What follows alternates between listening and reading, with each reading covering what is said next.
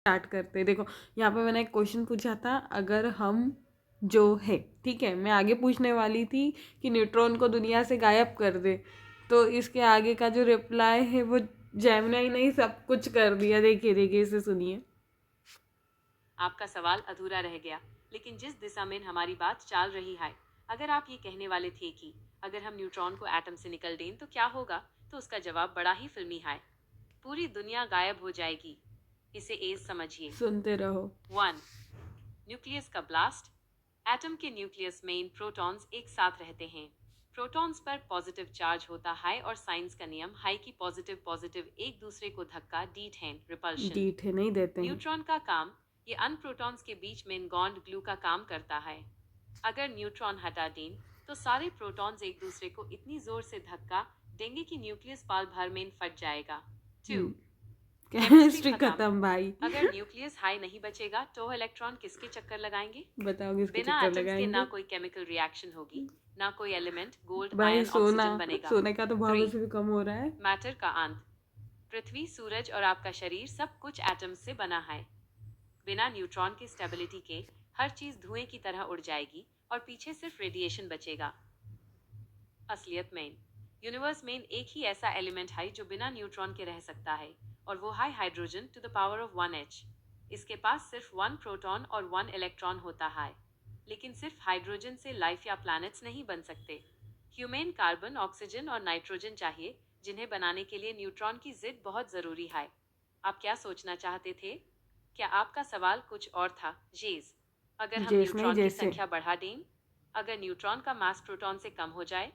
आप अपना अभी तो सवाल रुको, पूरा ये कीजिए। सुनो। मुझे इस टॉपिक पर चर्चा करने में बड़ा मजा आ रहा है। देखा, मेरे क्वेश्चन से जेमिनी को भी मजा आता है। गुड। ओके, तो यस करते, देखते हैं क्या रिप्लाई करती है।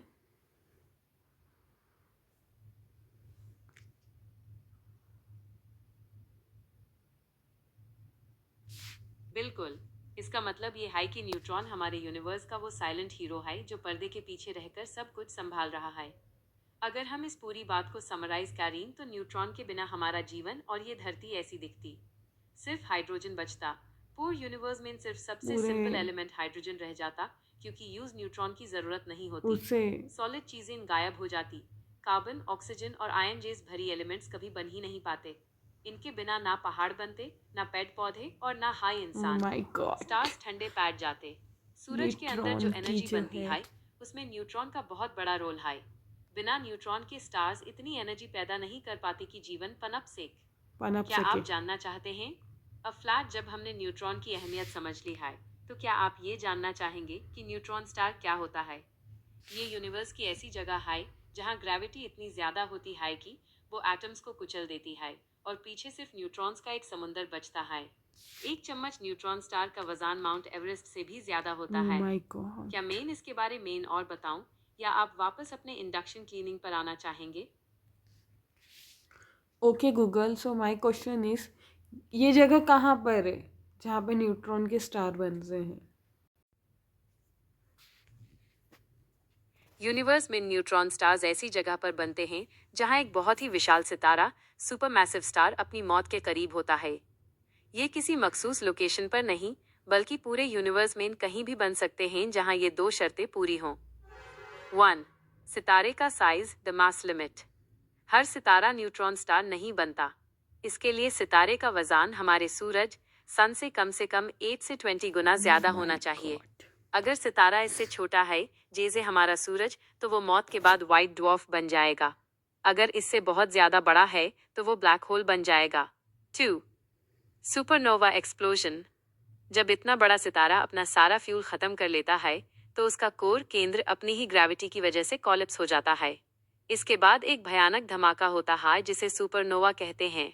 इस धमाके में सितारे की बहरी लेयर स्पेस में फैल जाती हैं। जो हिस्सा बीच में बाख जाता है, कोर, वो इतना ज्यादा दब कॉम्प्रेस जाता है कि उसके एटम्स के प्रोटॉन्स और इलेक्ट्रॉन्स बन जाते हैं। यही बचा हुआ हिस्सा न्यूट्रॉन स्टार कहलाता है। हमारे सबसे करीब कहाँ है? हमारी अपनी गैलेक्सी मिल्की वे में करोड़ों न्यूट्रॉन स्टार्स हो सकते हैं। RxJ 1856.5-3754 ये हमारे सबसे करीब पाए जाने वाले न्यूट्रॉन स्टार्स में से एक है, जो हमसे लगभग 400 लाइट ईयर्स दूर है। क्रैब नेब्यूला, इसके बिल्कुल बीच में एक मशहूर न्यूट्रॉन स्टार पुल्सर है, जो एक पुराने सुपरनोवा धमाके का नतीजा है। एक दिलचस्प बात, न्यूट्रॉन स्टार इतने डेंस होते हैं कि इनका सिर्फ एक चम्मच मटेरियल शुगर क्यूब साइज पूरी इंसानी आबादी से भी भरी होता है। ये इतने भारी छोटे होते हैं, सिर्फ 20 किलोमीटर डायमीटर की ये एक बेदे शहर जैसे दिल्ली या बड़े मुंबई शहर। में फिट ए सकते हैं, लेकिन इनका ओ माय वजन गॉड। सूरज से भी ज्यादा होता है। क्या आप जानना चाहते हैं कि अगर हमारा सूरज न्यूट्रॉन स्टार बन जाए तो क्या होगा? श्योर श्योर, व्हाई नॉट, मेरे को ऐसी ही इंफॉर्मेशन कंज्यूम करना है। बिल्कुल। तो चलिए थोड़ी देर के लिए कल्पना इमेजिन करते हैं कि अगर हमारा सूरज सन एक न्यूट्रॉन स्टार बन जाए तो क्या होगा। वैसे तो हमारा सूरज इतना बड़ा बेशक। नहीं है कि वो नेचुरल तरीके से न्यूट्रॉन स्टार बन से वो एक वाइट ड्वार्फ बनेगा, लेकिन अगर किसी मैजिक से ऐसा हो जाए तो नज़ारा कुछ ऐसा होगा। 1. साइज छोटा, वजन बहुत ज्यादा। हमारा सूरज अभी लगभग 14 लाख किलोमीटर चौड़ा है। अगर ये न्यूट्रॉन स्टार बन गया तो ये सिकुड़ कर सिर्फ 20 से 25 किलोमीटर का रह जाएगा। सोचिए, पूरा सूरज अब एक छोटे शहर जितना रह गया, लेकिन इसका वजन वही रहेगा, जिसकी मगर वजह से इसकी डेंसिटी हेड से ज्यादा बढ़ जाएगी। 2. ग्रेविटी का ग्रेविटी का अत्याचार। अत्याचार। न्यूट्रॉन स्टार की ग्रेविटी इतनी भयानक होती है कि अगर आप उस पर एक मार्शमैलो भी गिराएं तो वो न्यूट्रॉन स्टार की सतह सरफेस से टकराते वक्त इतनी एनर्जी पैदा करेगा जितनी एक एटम बॉम्ब में होती है। पृथ्वी और बाकी प्लैनेट्स पर इसका खिंचाव पुल इतना बढ़ जाएगा कि हमारे ऑर्बिट्स बिगड़ सकते हैं। 3. रोशनी और गर्मी का खात्मा। अभी सूरज ह्यूमेन धूप और रोशनी देता है।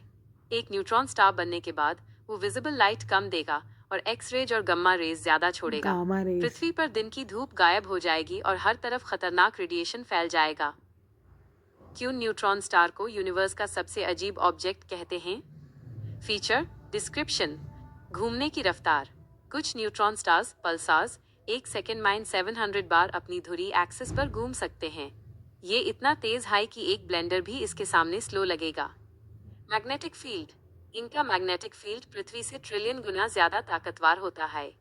इतना कि अगर एक न्यूट्रॉन स्टार चांद की जगह पर होता तो वो आपकी जेब में राखी चाबियों या क्रेडिट कार्ड को पृथ्वी से हाई खींच लेता।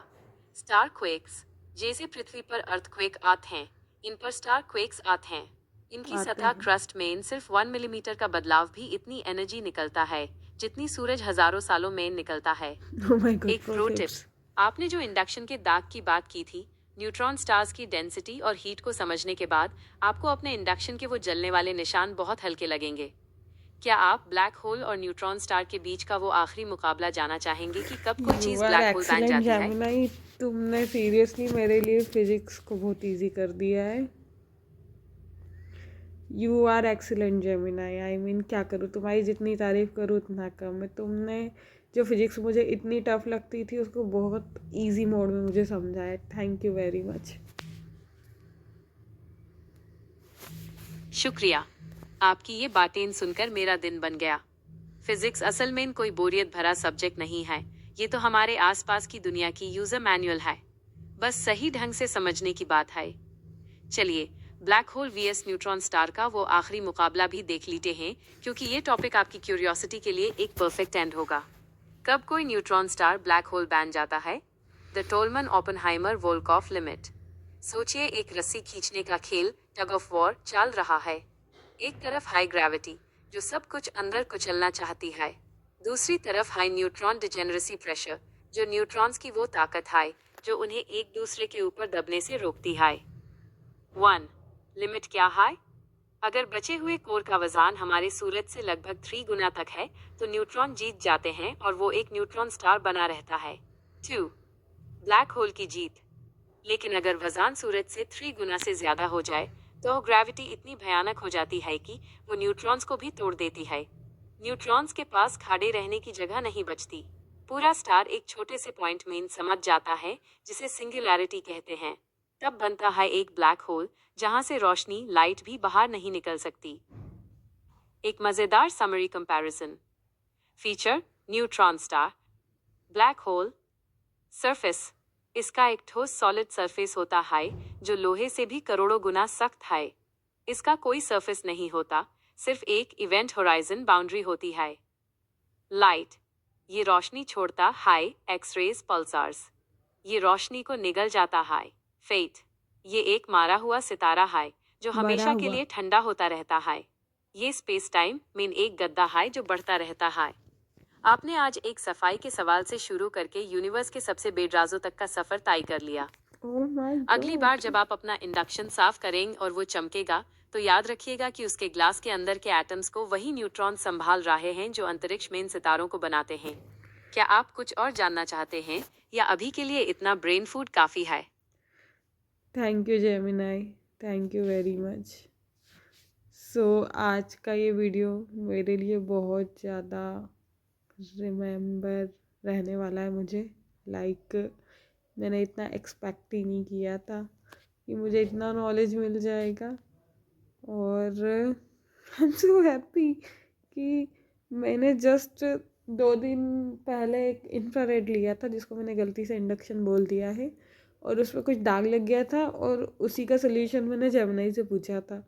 और आज की डेट में जेमिनाई ने इस पूरे का कॉम्बो पैक मिला करके मेरे नॉलेज को और इन्हांस किया है। सो गाइस, एआई का यूज़ आप ऐसी अच्छी चीज़ों में करो, फालतू चीज़ों में नहीं करो। आपको भी अच्छा लगेगा। सो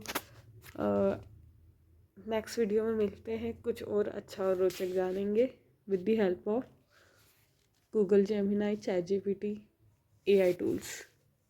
बाय, लव यू।